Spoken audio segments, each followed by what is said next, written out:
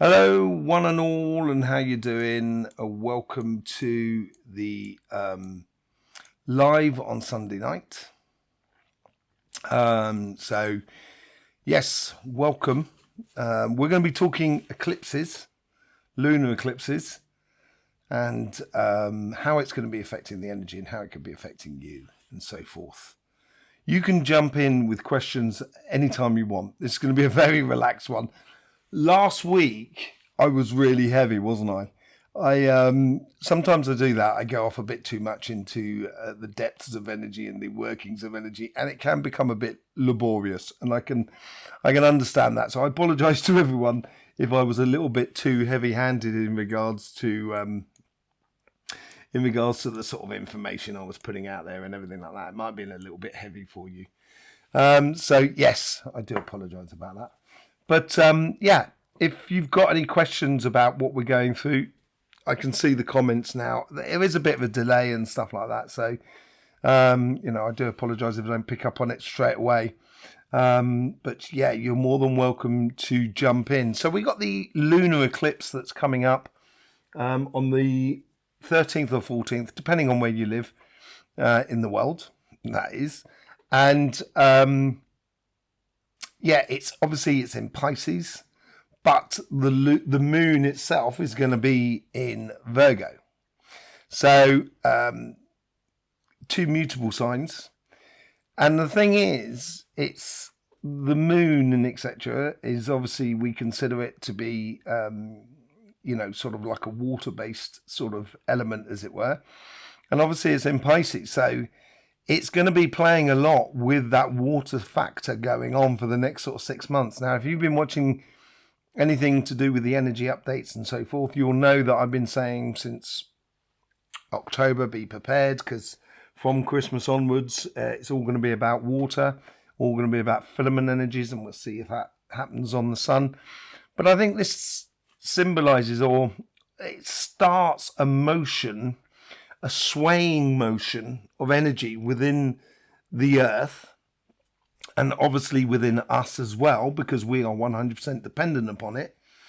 This swaying motion of the energy is obviously going to affect us as individuals, but also as a collective over the next 6 months until we get the next lunar eclipse, which will be in October or something like that. October, September, November, somewhere around there. We'll do a live at that point. But let's just deal with the one that's coming up for the next 6 months. And yeah, so we've got this mutable energy going on. And mutable energy is great for sort of like, it's like when you get muesli and you get it in a glass jar and you shake it and all and the big bits can come to the top. There is an actual name for it, and I've forgotten what the name is, but it's mutable, can do that. It can bring things to the surface. And if you're looking at tarot as well, the moon card is all about sort of unseen things. I always call it the underbelly of life, as it were. And it can make for good surprises, and it can make for difficult surprises, but it can make for surprises. Okay, and I think this is what March is all about. I've been saying this year, 2025, is the year of truth, and I think a lot of truths will come to the surface, and I think March is going to be that month that things are really starting to escalate or take a certain sort of rhythm and speed that will, sort of shape the rest of the year and everything that's going to be coming out on the surface over the next year, or over this year. And I think it's very emotionally based, but it's not emotional. And we'll go through this. Let's just go through what actually happens on the eclipse. Yeah? Okay, so let me just bring up something here. So this is just basically the physical situation with the eclipse. You can see here, that's on that side, isn't it? Just there, it's where the moon is obviously on is being eclipsed by the Earth. Now, what that happens is if you imagine, I'll tell you what. Let's go back to full frontal mode. So I've luckily got a few pieces on there on the table. So if you imagine that's the sun. Hang on a second, let me get my cameras in right. And that's the Earth, and that's the moon. That's basically, you know, sort of what's going on there. And when the moon and the sun is like that, where it's on the opposite side, as it were, the moon here, on this one here, is expanding or pulling out the energy of the Earth, like a comet in a way. And it's going to pull that central energy slightly out of center. And then when the eclipse goes, it's going to let it swing back. And it's going to do this oscillating energy like that goes between the two. And I think that's going to be the overriding energy, or the rhythmical energy that's going to be affecting everybody and everything. Okay?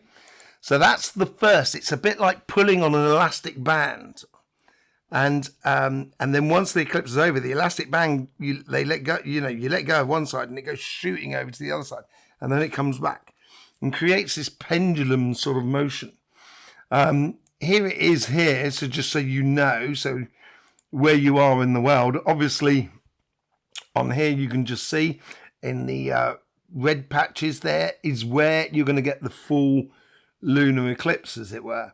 And it's going down through the Americas, from North America right down to South America. Now, this is in particular because it's going to touch on two chakras in particular, okay? And those chakras are the root chakra, which is down there, and then up the top there, you've got the sacrum. So the root chakra is on a place which is like Lake Salida, which is in the highest salt lake in the world, and you can pretty much see the curvature of the Earth. Sorry for all you flat earthers, but that's another question for another day. But you can see the curvature of the Earth, as it were. It's also got a great history. The Salt Lake City, Salt Lake City. It's not Salt Lake City. It's the Salt Lakes of. Are you still doing personal readings on Tuesdays? Yeah, I should. Yeah, Lisa. Yeah, I do. You should be able to find a link in the description of this live, where you can click on it, and you should be able to book it up every Tuesday. If it's not working, do tell me. I'm not an IT expert, but do tell me if it's not working. But yeah, it should be available, Lisa. Yeah, it'd be lovely. Hi to see you. Lovely to see you, by the way. Yes, so we've got those two chakras that are playing there. Now, for those of you who have seen messages from energy and so forth over the past sort of 2 or 3 weeks, it's really getting down to that. It's getting down to that that fundamental energy. Especially last week. Last week, the energy in the messages from energy was really strong, and it was like bah bah bah. It was like that, and it was all to do with the root chakra, not so much to do with the sacrum. So you got Lake Salida, it's over there. Lake Salida, which is on that one there, the root chakra, and then the crown, sacrum is on Mount Shasta. Okay, in North California. So it wasn't really on the sacrum, but it was majorly on the root. Now, that could have something to do with spring as well, but it does tie into that idea of coming into the lunar eclipse.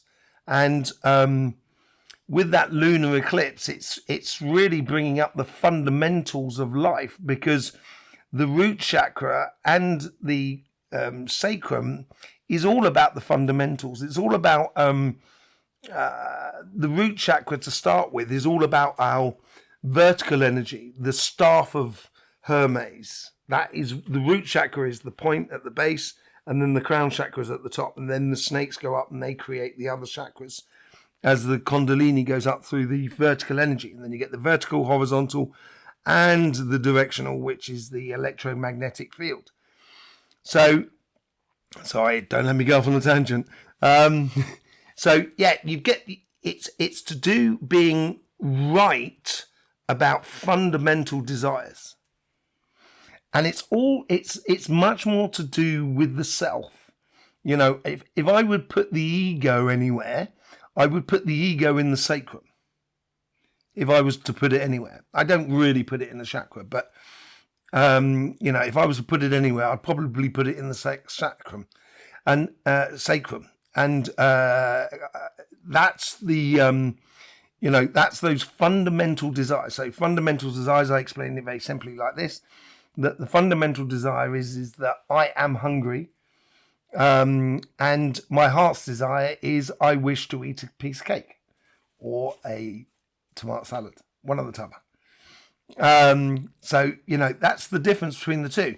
And so the fundamental desires is about what we obviously as individuals fundamentally desire a nice a home or a you know, or a job, or you know, or whatever it is. And that's what sort of like the sacrum's all about. And I think this is where the emotional side of it is now coming to a thing, sort of, it's coming to a head where we're kind of sort of saying, you know, I want a home, but I want it to be nice. I want it to enjoy it. And it doesn't necessarily have to be, you know, 25 bedrooms, 15 swimming pools and a golf course and stuff like that. You know what I mean? It's my home and I want to feel it. And I think that's where the energy from the lunar eclipse is going to really help that emotional side to come up. And it can go astray, obviously, because emotions, you know, can really flip things sometimes. And so it can go a bit astray. So we need to be a little bit wary of that as well. You think, you know, some people may go off emotionally into things and go off on a tangent, in a not so good tangent. So we need to be conscious of all of that sort of scenario. I will say that when the moon goes around the Earth, as it goes around the Earth, it lifts, because of its magnetic pull between the two spheres, two solids, it lifts the surface of the Earth by a meter. And this is where we get our tides from and everything like that. And this also helps that oscillation process for menstrual cycles and so forth, and what have you. So it's doing that, but with the lunar eclipse, it's emphasizing it even more. And then once it lets it go, and then we get this oscillating energy within the center, it's going to go between the root chakra and the sacrum through to the crown chakra, really. It's going to oscillate between the root and the crown, I think, primarily. Okay? So that's going to be that vertical energy. And the vertical energy is that karmic path. This is what I should be doing on this planet. This is what emotionally feels right for me. This is what I should be doing rightfully. It's my righteous path. You know, under the eyes of the big kahuna or the big cheese, you know, the big thing. I'm not allowed to say it, but the big thing. So, you know, and I think it's going to become really important. Now, this comes back to that whole common sense revolution that I've been talking about for nearly 2 years now. And I've been saying, get prepared on this channel. I've been talking about the common sense revolution that's going to be happening, and it is happening now.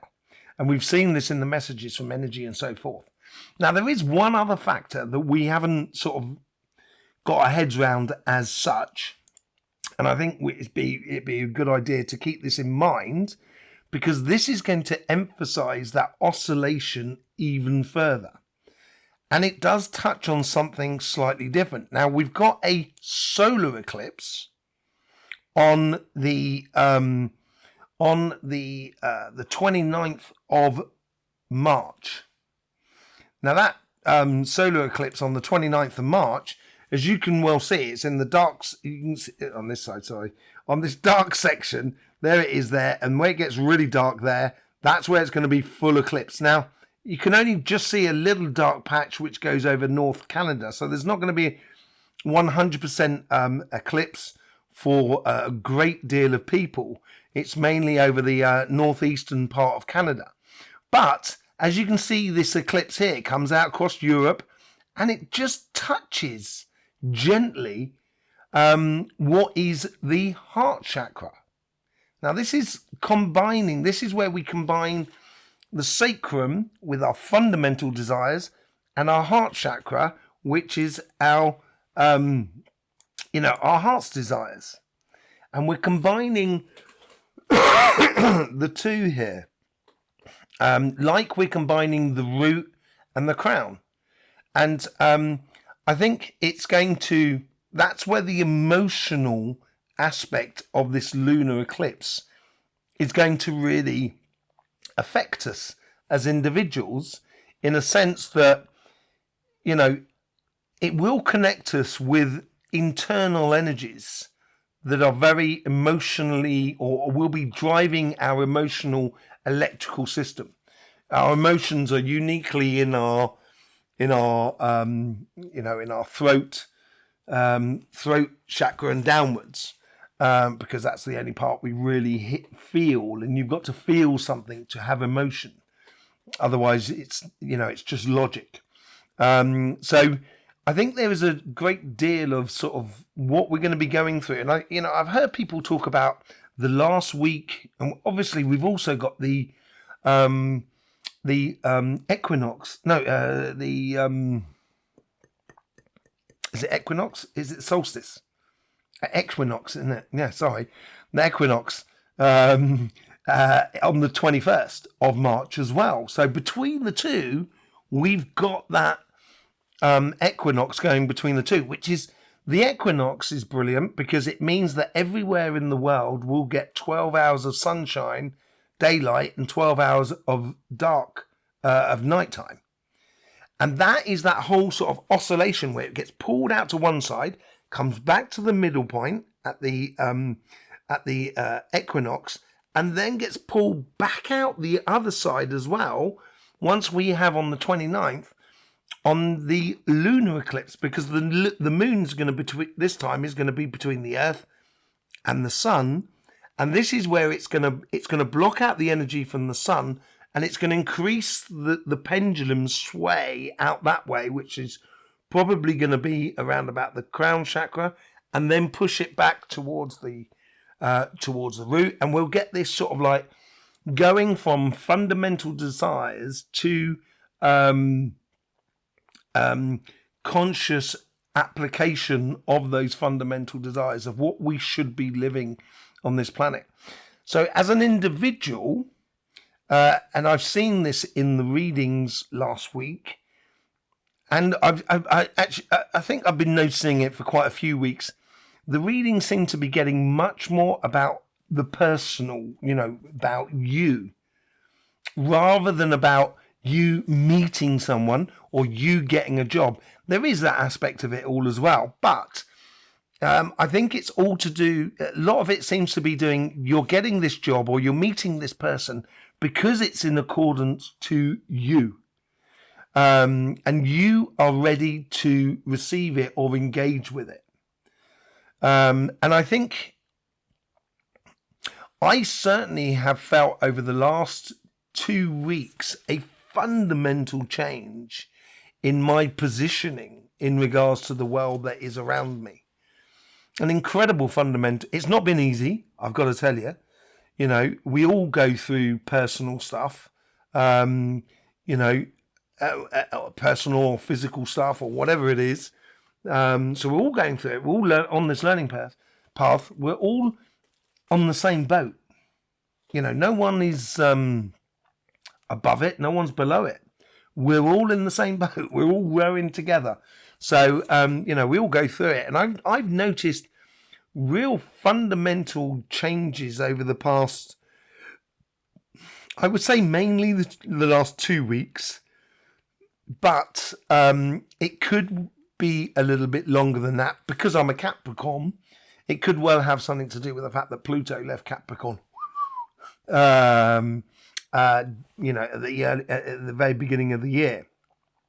So it could have an aspect to that as well. But I felt this fundamental change which has allowed me as a person to approach my emotions in a different way. I still get the emotions of love. I still get the emotion of frustrations. I get the emotions of success, as it were, or getting things done, or understanding, and everything like that. I get all the types of emotions, but here it seems to be, and I've noticed it much more on a personal sort of level, as emotionally personal sort of level, that it seems to be coming from a fundamental place that I can actually cultivate into a good outcome. So it's providing a lot more, not just security for me emotionally, although, it had to really shake things up in order to get to that stage. But I feel a lot more emotionally secure about my emotions that I can have with people going forward. And that's the fundamental change that I've really recognised in what's been going on with that. And I think the eclipse is going to be like a trigger that's going to start this motion that we all kind of go whoa, whee, and then we go swinging over to the other side, making it work. So then sort of like we get pulled into the fundamental desires, and then we swing back to the consciousness of it all, of putting it into action. And that's exactly what we've been talking about as well on the messages from energy. It was really powerful this week. I've started, by the way, just in case you were interested, but I've started looking at that tablet that I picked up whilst I was down in the centre of the earth. And it is all about truths. And it's like, it seems to be broken down in sections. It's like broken down in sections of human history, geological history, sort of technological, or consciousness, and so forth. And philosophies. And what it's doing, it's just at first glance, because there's a lot of information. At first glance is like, you get this idea that sort of like we develop or we explore an avenue of sort of religion or spirituality and so forth. And as we explore that, we go off in many different directions. Some of them are very productive. Some of them are less productive. Some of them are really sort of with the heart. Some of them are much more sort of forceful and rules and regulations. And what it's doing, and what this tablet seems to be doing, is putting it all into perspective. So it's giving, rather than just seeing the spikes all over the place, you're actually getting a little bit like pixels, where it's defining an actual image of the collective understanding of the spiritual path that we've lived up till now. And it works very much like in the same way. These tablets, they work in the same very same similar sort of way as hieroglyphs. So if it was to show me like a crow, for example, you could look at a crow in multitudes of different ways. You could look at it as a kind of going a harborer of bad news, or you could look at it as a solution provider. There's multitudes of things, and then so it gives you the fundamental, and then gives you the nuance to it. So then you can see whether the crow is a solution provider or a bearer of hard tidings and so forth. So I'm gradually, through meditation, working my way through that, and it's quite a big project. So I'm going to try and get it out into bite-sized videos in the coming future. So there is a fundamental change that's going on. And and I think it's going to be affecting everybody on a individual basis. And it's almost as if like energy is turning around and sort of saying, the big cheese gave you free will. Now is the time to exercise that free will. And in exercising that free will, we then make judgment upon ourselves. So it's a little bit like, a bit like Revelation, a bit like sort of like Judgment Day, as it were, but it's not a day. It's much longer than that, but it's doing it now. And it's one of the things that really came out in the messages from energy as well, which really sort of like, touched me as well, is the fact that what we do now, you can't take back. So you can't go, oh, I'm sorry about that. You kind of go, it's more of a case of that what it's better to do is to sort of kind of say, no, that's wrong. And leave it at that. And then kind of go, and like, okay, if that is wrong, then therefore I'm going to work to that. And not even apologize about it, just literally gets getting on, doing on the new thing. So, what's this? Is that TED Talk? What's that? I feel a new found boldness in my intention. Totally. I'd go along with that as well, yeah. Is that TED? Because my eyes are really... It's Terry, I think. It's Terry TED Talk, isn't it? I think that's what it looks like. Or Tall Talk. Bad eyes. I was out with my daughter today, all day, and that was fantastic. She is only 14, and she's an amazing, beautiful young thing with a great spirit, really great spirit. But every time I go out with her, I seem to come back with more grey hairs than I do anything else. But yeah, it gives you a new boldness. I totally agree with that. It gives you, you tell me, Ted. It's sort of like, yes, it's Terry. Terry, you tell me. Do you feel that it's not just boldness? Do you feel like I know? And is that not the boldness that you feel? Because all of a sudden, when you know, it's like almost like a boulder that you can put down and you can kind of go, right, that's that. And that's like a landmark for you as you go forward. Because you know that. You know that within you maybe, or, around you. But that's what it feels. I can totally get that, grasp that idea that, yeah, boldness. It's Star Trek, isn't it? Boldly going where no person has been before. Isn't that the phrase? Wasn't that the phrase out of what was it called again? Star Trek. So yeah, boldness. I get that. But then boldness is built. If you think about it, the root chakra is, when you think of the root, it's like immovable, and when it's immovable, it creates strength within you. And maybe that's also doing that sort of thing. Yes, it's innate internal assurance. Like that. Innate internal assurance. Yeah, I get that. And this is possibly Star Trek. Yeah, this is possibly what I felt over the past 2 weeks. That's what it was configuring within me.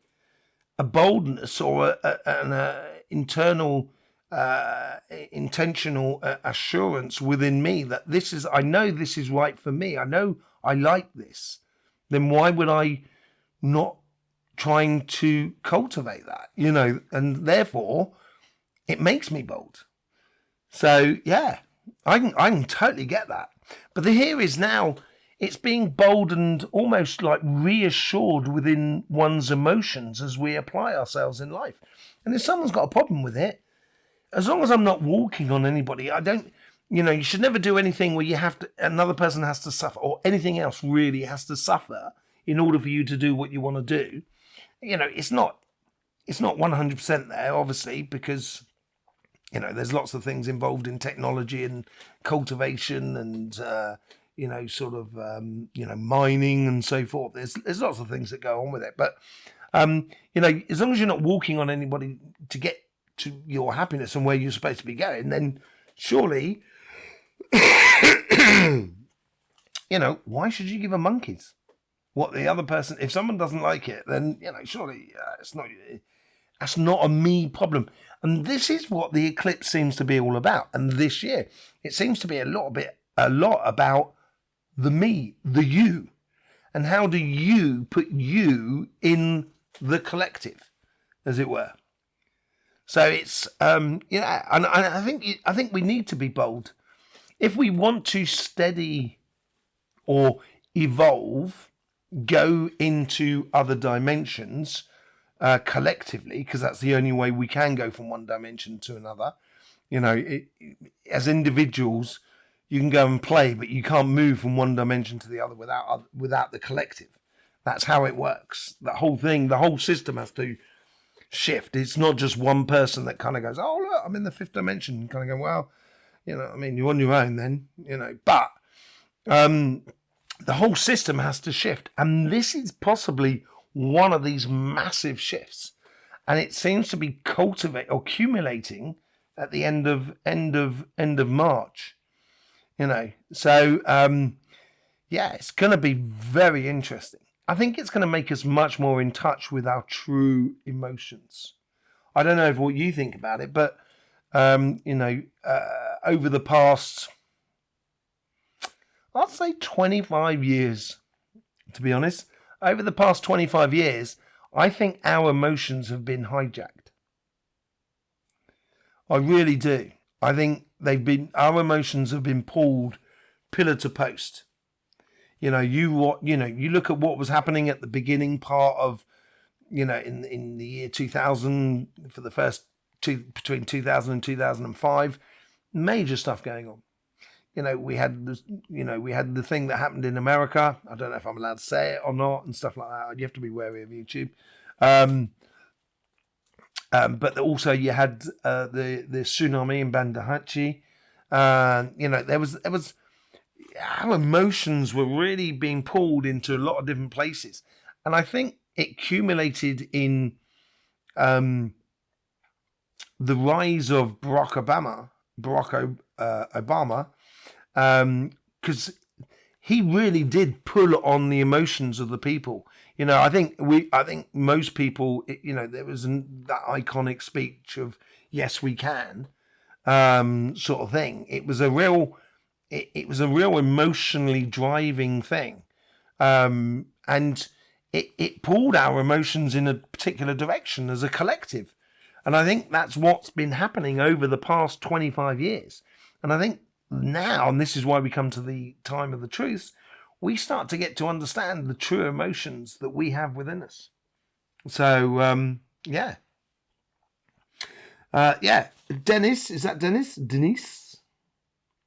Tis me, Dennis. Tis me, Dennis. Okay. I feel that I owe me now. I feel that I owe me now being a Capricorn. You owe you, or you own you. Is that a spelling? I'm the first to do spelling mistakes. If you've been seeing any of my titles, you'll know that. Tanya's always putting me to task over my spelling, which is understandable, because I'm a vocal sort of person. So I feel that I owe me now being a Capricorn. Is it you? It is you owe. What do you owe yourself? Is it owe or own? It is owe. Yeah. What do you owe yourself? Do you owe yourself of taking care of yourself, or owe yourself to, I owe myself to live my life fully? Been there for everyone else. Yeah, I get that. And I think that's not just a Capricorn problem. I think it's a general problem. I always tell people that the way everything works in the universe, this is what, in my healing and stuff like that, because you see it all the time in people, and you see it in their auras as well. The energy setup of someone who's constantly giving to the outside world, it almost like gets stuck like a CD, or a record. And it's not necessarily the best way to help others. We go back to the old,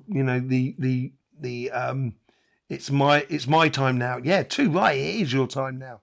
Too right. It is your time. Fair play. And so it would go back to like the plane. You know, when you're on the plane, they say put your mask on first, your oxygen mask. But, you know, not any other sort of mask, but put on an oxygen mask before you help others. Simply because if you don't put your oxygen mask on, you're gonna faint, and then someone's gonna have to help you. But if you look after yourself and put your oxygen mask on, then you can help the others. So I say that, you know, everything in the universe works on the basic premise of, as long as I am okay, everybody else can be okay. And as long as I am okay, I can help others. But I can't, I'm not going, I think, and this is that whole time of going into Aquarius as well. If you look back at JC, you know, the man who got pinned up, as it were. I'm not sure whether I'm allowed to say it, because YouTube gets so weird. When I say a word, they'll just cut my video off. So I have to be really wary. It's a pain in the backside. But okay, I'm going to say it. You know, Jesus. When Jesus was about, it was all about the heart, wasn't it? You know, and you know, love thy neighbor greater than thy love thyself, or something like that, whatever it was. You know, and I think that pendulum is switching back now to, yeah, I do love my neighbor as much as I love myself, but at the same time, I've got to love myself to start with. And I think that premise is coming back now, and it should be the litmus test of everything we do. Kim, how you doing, Kim? Us water signs, Scorpio, yeah, okay, yeah, tend to be emotional anyway. Yeah, they do. They do. Pisces, Cancer, and Scorpio. Emotional in completely different ways. Completely different ways. Because emotions has all the nuances of colours. You know, and yeah, they do. But the thing is like Capricorn, for example. Capricorn is a false sign. There's actually more Earth in Cancer than on the Astroflower. Let me just show you the Astroflower so you can get your head around that. Let me just put it up there. Oh no, hang on a second, that's the wrong one. That's the solar eclipse. I do apologise. Let me get rid of the solar eclipse. And let me pull up there you go, there's the Astroflower there. So, actually, I can't even see it myself. So, the Astroflower at the top circle is Aries. So, right down at the bottom is Libra. To the nearest to me on the quarters, that's Cancer, and then opposite you've got Capricorn. And if you look at Cancer there, they don't actually have any water within their sign. So they have less water than they do actually Earth. And Capricorn actually has more water than it does sort of Earth. So these, the water, and it does affect, people in really different ways. But I think for Scorpio it's going to be really good. And I also think for Cancer it's going to be really good. I think it's going to be a little bit more tricky for Pisces. I think it's going to be good for Scorpio, because Scorpio is the old Sumerian idea where it was like a weighing machine where they held the scorpion up by its tail and its claws were holding the bowls. And that's the old weighing machine before. So Scorpio is all about judgment and everything like that in a sense of, things like, human rights and stuff like that. They make very good lawyers and stuff like that.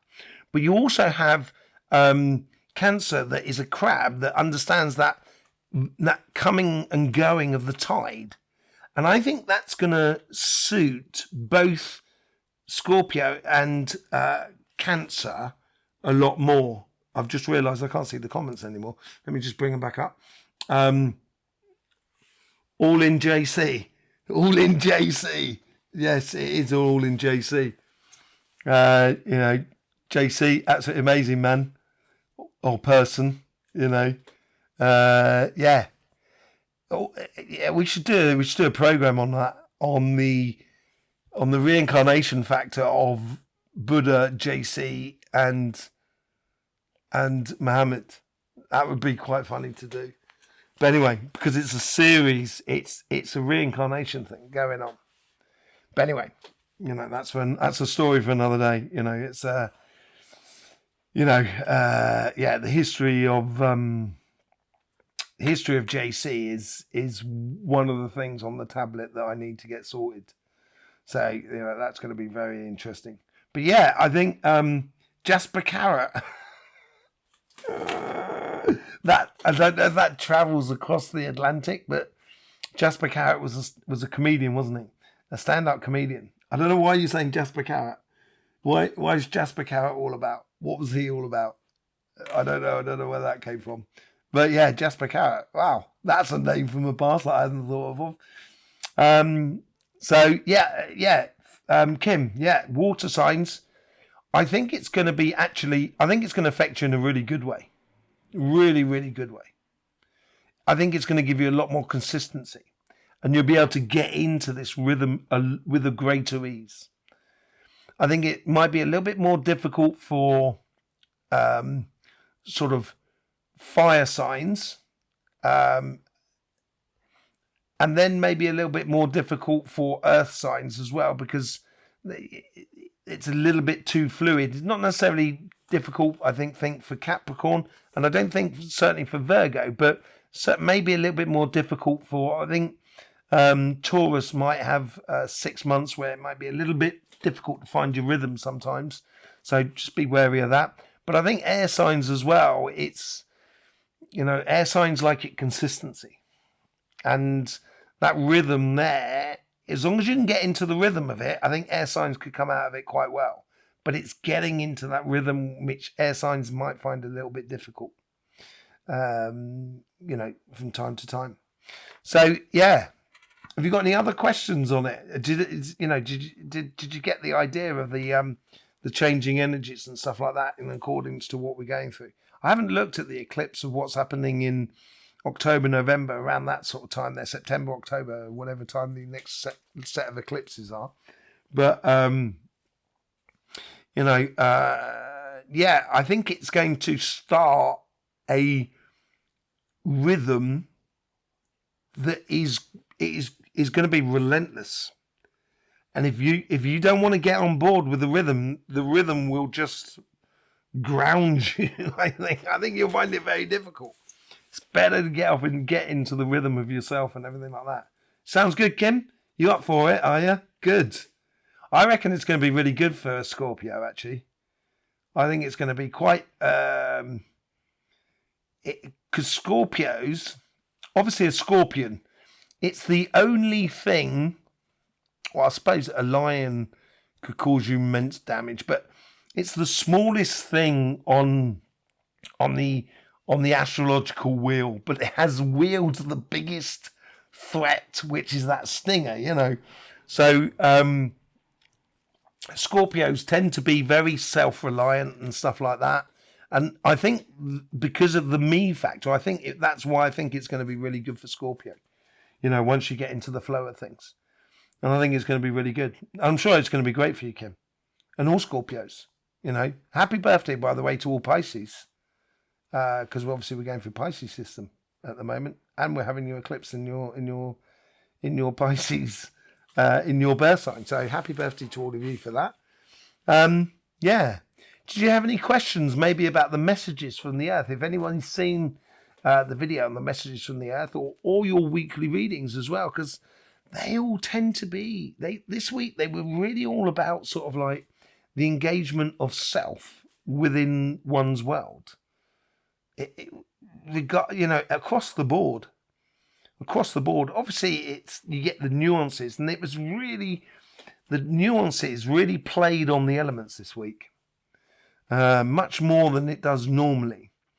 Sometimes it plays on the qualities, so on cardinal, mutable, fixed. But I think they're a majorly overlooked thing. Talking about cardinals and mutables and fixed is, that is a category within itself. But I think this week here, it was across the board. There seemed to be a general thing that was across the board, but at the same time, there was some real definite differences between the signs. The old goat will crack on as usual. Yeah, of course it will. The problem with Capricorn, because you're a Capricorn, aren't you? Is that right? The problem with Capricorn is that you don't have any back feet. So although you're cracking on, you won't be cracking on quickly, will you? And the thing is with Capricorn as well, it's the two, one of two signs that are mutants in a way. They're the only two. There's only two signs that are mutants, and that is Capricorn and Sagittarius. Now, Capricorn is the link between water and earth, and Sagittarius is the link between fire and air. So between the earth and the sky, as it were. And it's those two signs there, connect that whole idea of all the elements together. So you probably will crack on like we do as Capricorns, but we do take our time in doing it. This week was so spot on for me as a Scorpio. Was it really?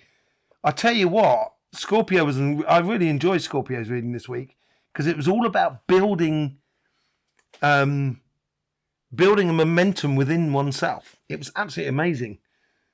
It was really spot on, was it? Okay, I've definitely seen the center of the attention. Okay, while I was away meeting up with family.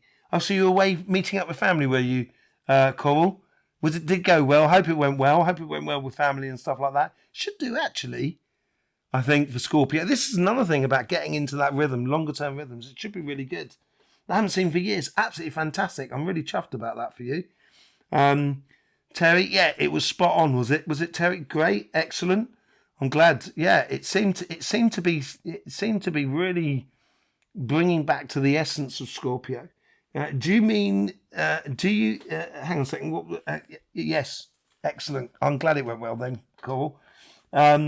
What's this, Lisa? Do you any feeling on whether I should? Hang on a second. I'm gonna try and get this a little bit blown up. There you go.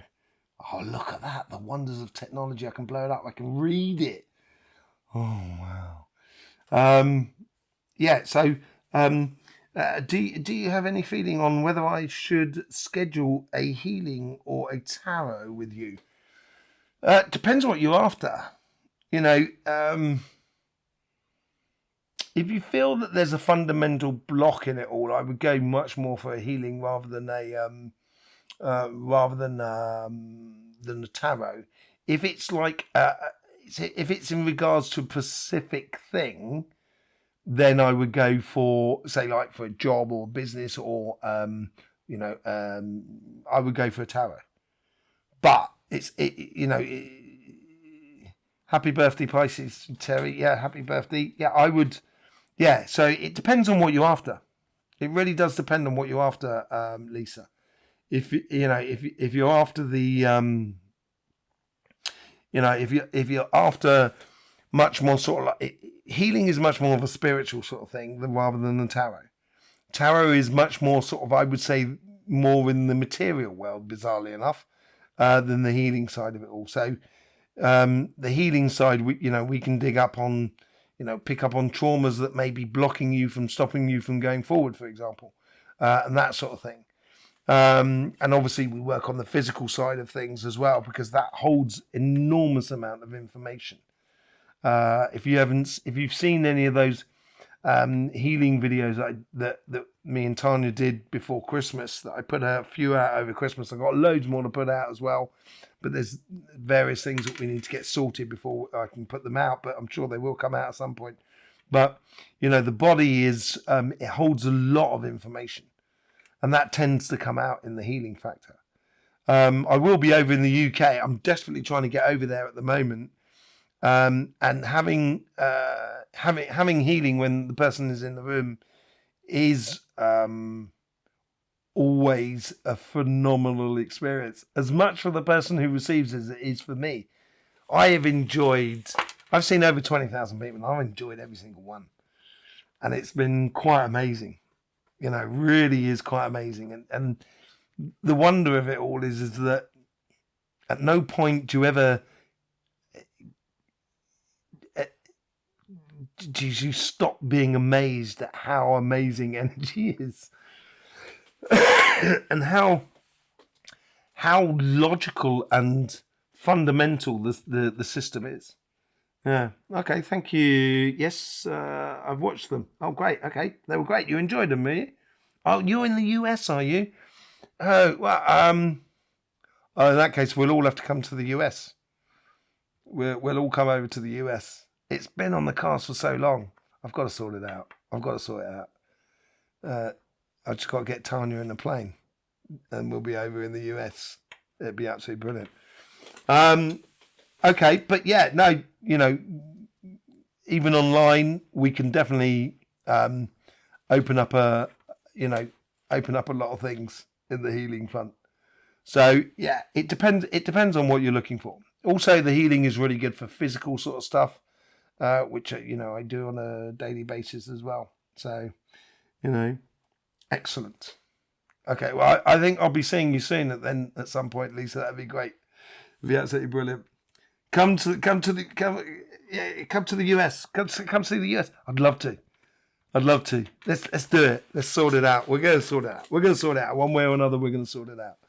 It'd be absolutely brilliant. I'd love to do, because I do love doing conferences and workshops as well and stuff like that. So there's a load of possibilities. I've never been there, so it's a little bit difficult to organise something when you're so far away. That's the problem with it all. Because I don't know anything, the people or the places and stuff like that. I know the energy lines of America. You can see them on that energy that is, on the chakra map, as it were. You've got that. See that there, that on that there, and you've got that red line that goes all the way up the back of America, the Americas. And it's that vertical energy. It's all about the vertical energy. There we come back to that again. It's all about that vertical energy. And all the mountains that follow that line, all the way from the root chakra, right up through Mexico and everything like that, right up through to the Rocky Mountains and everything like that, going right up there. It's all about that vertical energy. So yeah, we definitely got to get to the States. You're in the US too, are you, Kim? Oh man, I tell you what, if I try and get something sorted. So when we know, I need to. Obviously, I've got Cody and I've got my kids and everything like that, and got everything to pay for, so I've got to sort that out. Yeah, we can assist you. I think we could do it all together. It'd be a great laugh, wouldn't it, Terry? It'd be brilliant. I'd love to get out there. It'd be a great laugh. So I'm sure we'll work out how much it's going to cost us to get out there, and then we can work out what we can do to get out there, and what we can offer to try and cover those costs and stuff like that. I think it'd be absolutely brilliant. Any assist would be brilliant. It'd be great. Tanya and I would be out there as quick as you could say Jack Rabbit. I don't know what you say in America, but something like that. Be out there very quickly. It'd be great to go dowsing those lines. Really good go dowsing those lines. I'd certainly love to go to the sacrum, up to Mount Shasta. Because I've been to the earth, to the heart chakra and everything like that. We went to the heart chakra and that was amazing. In the UK, I'd love to do a week-long thing in the heart chakra if people would love to come down there and going dowsing and learning about energy. Be absolutely brilliant. Down in the southwest of the UK. Absolutely amazing thing. Well, I'm sure we can get something sorted out. You should have my email down there. If it's very simple. It's theastroflower@gmail.com. send us an email. We'll be able to get something sorted. Really will be able to get something sorted. Be really good. So yeah, have you got any other questions? Any other questions on any of the readings or the energy or the lunar eclipse or the energies that are going to come out from the lunar eclipse or anything like that? The only thing I can think of is the tumultuous situation that we have in the world at the moment. This is where I was sort of, as I was saying earlier on, you get to be a little bit wary of the emotional impact of energy, where it could send people off the scales. And I think we need to be a little bit wary about that, about putting all our eggs in the pockets of certain people. And I think we've got to bring it back to much more back to sort of local community. And that's where we come back to the idea of, neighbour, looking after your neighbour, I love thy neighbour and everything like that. You know what I mean? I mean, maybe we do need to come back to that a little bit. And that's possibly why I've been given those truths on that sort of like tablet that I was given. It's funny. Do you call it like an iPad, a tablet? In France, they call it a tablet. And it keeps reminding me, every time I see people looking at, iPads and things like that, it makes me think of the Sumerian tablets and stuff like that, So, yeah, energy, absolutely amazing. Okay, so thanking you everyone for being here. Love your questions, love all your inputs and everything like that. It is called a tablet, Terry. Yeah, it is called a tablet. You know what I mean? It could be like it is a bit of a tablet as well, isn't it? It's a bit of a drug sometimes. So yeah, be careful of that, kids. So yes, thanking you all very much for being here, jumping in, giving your experiences as well. Thank you very much, Coral. Thank you very much, Lisa, Terry, Kim as well. Absolutely brilliant. Lovely to see you all. Really lovely to see you all. And it's good to, we find the solutions together. Not one person has the solutions. We have the solutions. So, it's always good to sort of chat and stuff like that. So, yeah, I thank you very much. If you've got any ideas for the US and stuff like that, do drop us an email, and we're desperately trying to get something sorted. It'd be absolutely brilliant. Okay, so I guess that's all that's left for me to say is thank you and everything like that, and I will see you soon. Don't forget, you know what it's like. Life should be fun, so please do enjoy.